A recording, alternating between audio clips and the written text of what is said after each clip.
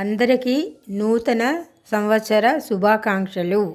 ఈరోజు నేను ఈ దొండకాయ ఉల్లికారం వేసి కూర చేయబోతున్నాను. దీనికి సన్నగా లేతగా ఉన్న దొండకాయల్ని శుభ్రంగా కడిగి కొంచెం ఒక 5 నిమిషాల వరకు ఆరబెట్టినట్లు పెట్టి ప్లేట్లో ఆ దొండకాయల్ని నూనెలో వేయించాలి.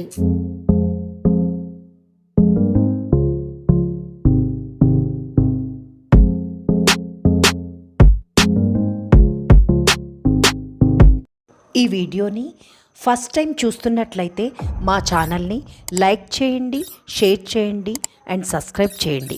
పక్కనే ఉన్న బెల్ ఐకాన్ని ప్రెస్ చేయండి.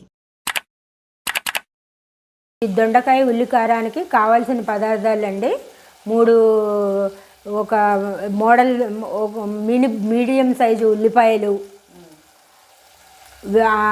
వెల్లుల్లిపాయలు, కొంచెం చిన్న ముక్క అల్లము, మన కారం తినేవాళ్ళ కారం బట్టి ఎండుమిరపకాయలు 10 నుంచి 12 వరకు ఎండుమిరపకాయలు తీసుకొనవచ్చు. ఎండుమిరపకాయలు, జీలకర్ర, ధనియాలు తీసుకొని వీటినన్నిటిని గ్రైండ్ చేసేసి ముద్దగా గ్రైండ్ చేసేయాలి. గ్రైండ్ అయిన తర్వాత ఈ మాగిన దొండకాయలు ఉంటాయి కదా, ఈ దొండకాయల్ని ఒక ప్లేట్లో తీసుకొని అందులోనే నూనె ఉంటుంది, ఆ నూనె వేస్ట్ చేయకుండా మరొక స్పూన్ నూనె వేసేసి ఈ ముద్దనన్నిటిని బాగా ఫ్రై అయ్యేటట్టు కలయబెట్టాలి. కలయబెట్టిన తర్వాత ఈ మాగి ఉన్న దొండకాయల్ని అందులో వేసేసుకొనవచ్చును. కొద్దిగా మనకి కలుపుకోవటానికి కానీ లేకపోతే టమాటా వేస్తే టేస్ట్ వస్తుంది అనుకుంటే కనుక 2 చిన్న సైజు టమాటాలు, మరీ ఎక్కువ కాకుండా 2 చిన్న సైజు టమాటాలు ఆ కూర మీద పెడితే అవి బాగా బాగా మాగిపోతాయి. పచ్చిమిరపకాయ, టమాటా ఈ 2 కూడా వేసేసి ఇది ఫ్రై చేస్తున్నప్పుడే బాగా కలియబెట్టేసుకుంటే అది కూడా టేస్ట్గానే ఉంటుంది, బాగుంటుంది. ఇష్టపడితే వేసుకోవచ్చు, లేదు అంటే ఆ ముద్ద వేసేసి దించేసుకోవచ్చు. ఇది అన్నంలోకి చాలా బాగుంటుంది. మనం దొండకాయల్ని ఈ విధంగా చివర ముచ్చేలు తీసేసి ఈ విధంగా దొండకాయల్ని ఈ మన మసాలా చక్కగా పట్టేటట్టు ఈ విధంగా వంకాయలు లాగానే ఈ విధంగా దొండకాయల్ని కట్ చేసుకోవాలి. ఆ తర్వాత నూనె బాండీలో వేసి వీటిని వేయించుకోవాలి.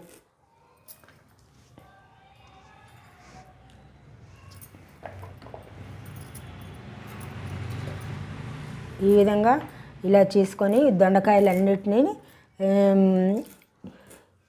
మధ్యకి ఇలాగా 2 లేక 3 కటింగ్ అయినట్లు తీసుకునే వాళ్ళం. ఎన్ని కటింగ్లు? ఇలా మనం వంకాయలకి ఏ విధంగా చేస్తామో అలాగా, అంటే ఎన్ని 4 పలకలు వచ్చేటట్ట ఇలా చేస్తే మెత్తగా లేత దొండకాయలు కనుక నూనెలో బాగా మాగిపోయి చిన్నగా అయిపోతాయి, మసాలా బాగా పడుతుంది. ఈ విధంగా ముచ్చెలు తీసేసిన తర్వాత ఈ విధంగా సన్నగా తీసుకుంటే బాగుంటుంది. ఈ విధంగా ఈ దొండకాయలు మనం ఇలా తరిగి పెట్టుకున్నాం కదండి.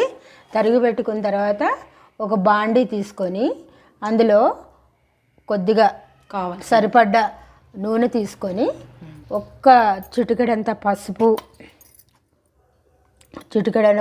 ఎందుకంటే మనం మసాలా ముద్ద పెట్టిన తర్వాత అదంతా బాగా అందులోకి విమిరిపోతాయి కాబట్టి చక్కగా కలర్ కనిపించడానికి గాను కొద్దిగా పసుపు, కొద్దిగా ఉప్పు, ఒక చిటికెడంత ఉప్పు తీసుకొని, చిటికెడు కంటే ఎక్కువ ఉప్పు మాత్రం మనకు కావాల్సినంత వేసుకున్న తర్వాత ఈ విధంగా తరిగి పెట్టుకున్న దొండకాయలు ఉన్నాయి కదా, ఇలా ఉన్నాయి కదండి, దొండకాయలన్నీ ఇలా తరిగి పెట్టుకున్నాం కదా, ఇవన్నీ చాలా లేత దొండకాయలు. ఈ విధంగా తరిగి పెట్టుకున్నవన్నీ మనం ఇందులో బాగా నూనె కొద్దిగా వేడైన తర్వాత ఈ విధంగా మనం వేసుకుంటే మెల్లిగా ఇలా ఈ విధంగా నూనె అంతా వేసుకోవాలి. నూనెలోని అన్ని దొండకాయలు వేసుకోవాలి. వేసుకున్న తర్వాత ఇవి బాగా దగ్గరికి మాగిన తర్వాత కొద్దిగా కలుపుతూ మధ్య మధ్యలో కలుపుతూ ఉండాలి. కలుపుతూ ఇవన్నీ వేసుకుందాం.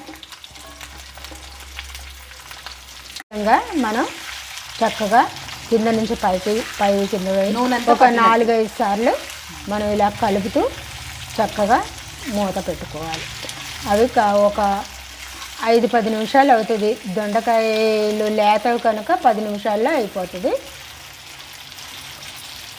ఈ విధంగా ఇలా పెట్టుకోవాలి.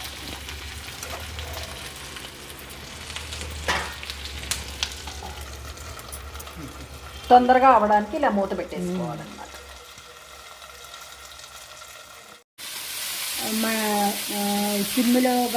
సిమ్ము కంటే కొద్దిగా ఎక్కువ మంటలో పెట్టుకొని దొండకాయలన్నిటినీ ఇలాగా నూనెలో వేసి ఫ్రై చేసుకోవాలండి. ఇంకా ఈ దొండకాయలు మాగలేదు, మాగేంత వరకు కొద్దిగా ఫ్రై చేస్తూనే ఉండాలి మధ్య మధ్యలో. ఆ తర్వాత ఈ దొండకాయ ఉల్లికారానికి కావాల్సిన పోపు దినుసులండి. ఇలా తరిగి పెట్టుకున్న ఉల్లిపాయలు, ఇలా ఎండుమిరపకాయలు కొద్దిగా ఎక్కువ వేసేస్తే మళ్ళీ చేదు వచ్చేస్తుంది.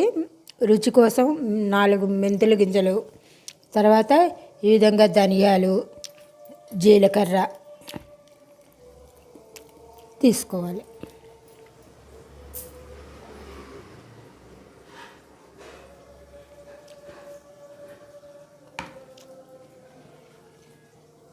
ఇలాగా ఇవన్నీ రెడీ పెట్టుకోవాలా? ఈ విధంగా రెడీ పెట్టుకున్న తర్వాత మనకి మాగిన దొండకాయలు ఈ పోపు దినుసులన్నిటినీ మెత్తగా గ్రైండ్ చేసేయాలి.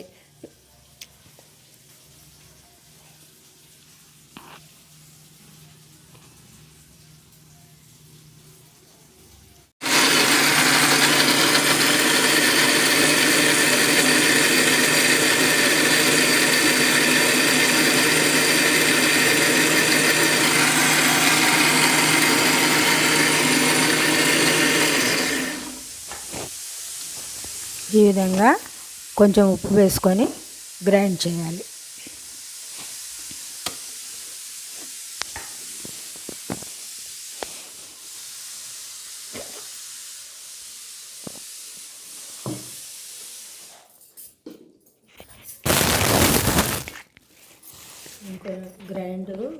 గ్రైండ్ ముద్ద కొంచెం పైకి వచ్చేస్తుందని మరికొన్ని ఉల్లిపాయలు యాడ్ చేసి మళ్ళీ ఒక్కసారి గ్రైండ్ తిప్పితే ముద్ద తయారైంది.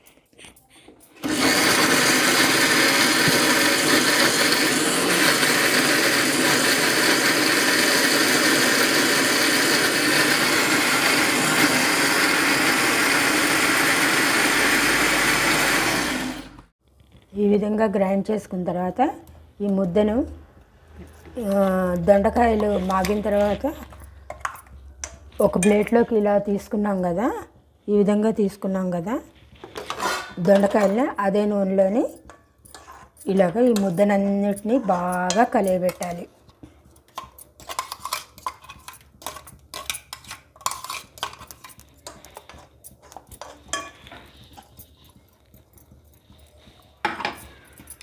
ఈ విధంగా బాగా కలియబెట్టేసుకోవాలి ఈ ముద్దనంతా. ఈ ముద్ద పచ్చివాసన పోయేంత వరకు కొంచెం పచ్చివాసన పోయేంత వరకు దీన్ని బాగా కలుపుతూ ఉండాలి.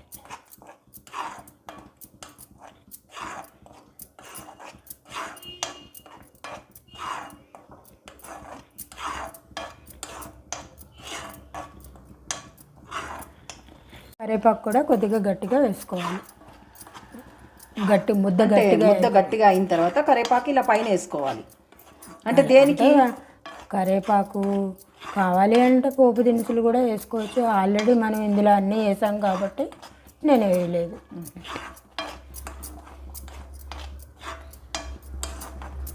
ఇది బాగా కొద్దిగా పచ్చివాసన పోయేంత వరకు ఈ విధంగా ఉడుకుతూ ఉండాలి. పచ్చివాసన పోయిన తర్వాత మీకు టమాటా వేస్తే టేస్ట్గా ఉంటుంది అంటే కనుక ఈ విధంగా కూర మీద పెట్టాం కదా, టమాటా ఆవిరికి ఉడికిపోయింది.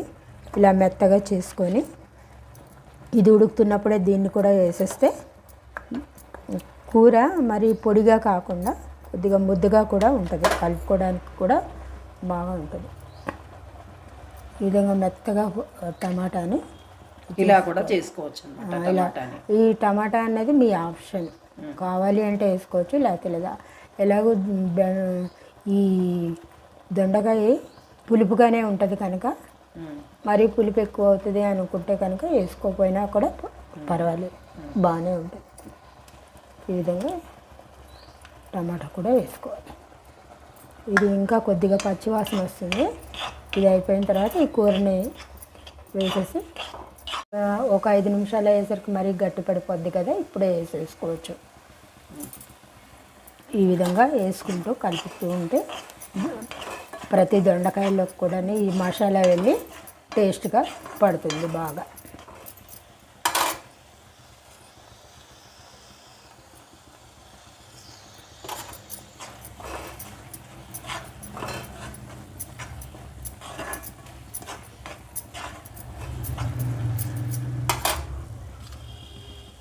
ఈ దొండకాయని ఎన్నో రకాలుగా నూనెలో వేయించి ఉప్పు కారం కలిపి అన్ని రకాలుగా కూడా చేస్తారు. ఈ మధ్యన ఫంక్షన్లో కూడా ఈ వెరైటీ దొండకాయ బాగా కనబడుతుంది మనకి. ఈ విధంగా మొత్తం దొండకాయ కరెక్ట్గా ముద్ద కూడా సరిపోయింది. మరీ ఎక్కువైపోయినా కూడా ఘాటుగా అనిపిస్తుంది. లేత దొండకాయలు కనుక ఇవి 1/2 కిలో దొండకాయలు మాగేసరికి ఇంత క్వాంటిటీ కూర అయింది. ఈ విధంగా మరొక 5 నిమిషాలు పెట్టి దించేసుకొని ప్లేట్లో సర్వ్ చేసుకోవడం. కూర చేయడానికి ఒక 20 మినిట్స్లో అయిపోతుంది. లేత దొండకాయలు అయితే మనం నూనెలో వేసుకొని బాగా మాగించేస్తాము. ఆ తర్వాత ఇవన్నీ మనం గ్రైండ్ చేసుకొని అదే నూనెలోని వేపేసుకొని ఆ దొండకాయలని ఇందులో వేసేసుకోవడమే. దొండకాయలు ఈ విధంగా చేయడం వల్ల ఎంతో టేస్ట్గా ఉంటుంది. చూసారా, ఎంతో టేస్ట్కరమైన ఈ ఉల్లి దొండకాయ కూర. ఇది రైస్లోకి ఎంతో బాగుంటుంది. నేను ఇందాక గ్రైండ్ చేసినప్పుడు 4 వెల్లుల్లి రెబ్బలు కూడా వేసాను. ఇష్టం ఉన్న వాళ్ళు వేసుకోవచ్చు, లేదు అని అంటే లేకపోయినా కొత్తిమీర ఇలా సర్వ్ చేశారా పైన? ఇవన్నీ ఇలా సర్వ్ చేయాలి. ఏ దానికైనా కొత్తిమీర వేస్తే మన కూరలు ఎంతో అందంగానే రుచికరంగా కూడా ఉంటుంది.